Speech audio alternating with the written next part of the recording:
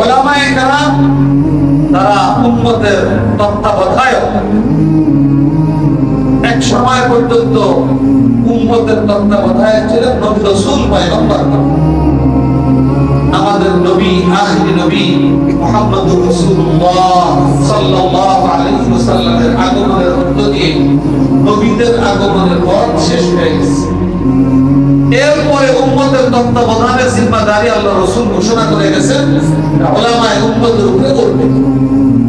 অতএব পিতামাতা সামাজিক মুরব্বিদের পরেই সবচেয়ে গুরুত্বপূর্ণ জিম্মাদারি প্রতিটা মুসলিম ছেলে মেয়ের কোরআন এবং ইসলাম শিক্ষার ব্যবস্থাপনা করা।